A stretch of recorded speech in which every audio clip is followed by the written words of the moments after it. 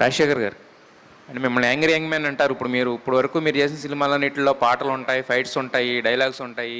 ఇంతకుముందు మీరు చెప్పినట్టు మ్యాక్సిమం నాన్న వరకే పిలిపించున్నారు. బట్ ఈ సినిమాలో మీరు ఎవరిని కొట్టడానికి కూడా లేదు, కనీసం గట్టిగా ఒక మాట అనడానికి.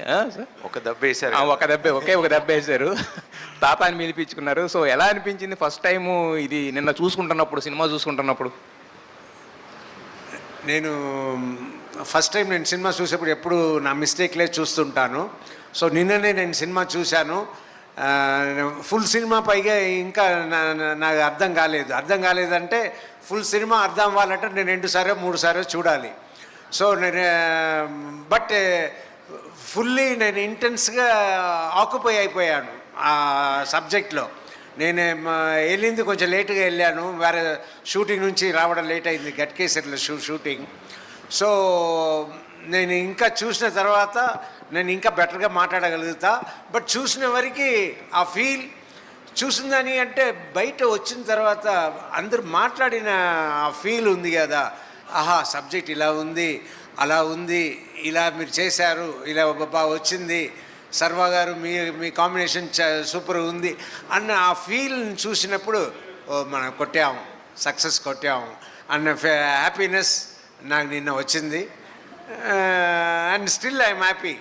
It's doing better and better. Sharwa ఎప్పుడు ఇట్లా హ్యాపీగా స్మైలింగ్గా ఉండాలి.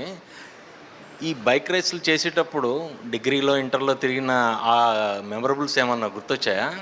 మెమరీస్ ఈ బైకింగ్ అప్పుడు కాదు, ఇంటర్ డేస్. నేను ఎప్పుడు చెప్తుంటా కదా, inter days are the best days of our lifes.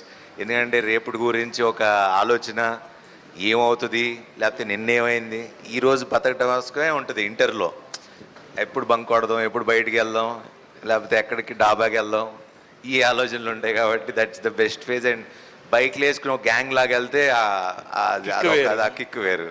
So yeah, దీంట్లో ఇది మోర్ అబౌట్ మోటార్ స్పోర్ట్ కాబట్టి ఆ టెరెయిన్స్లో ఇట్లో నడపడం కొంచెం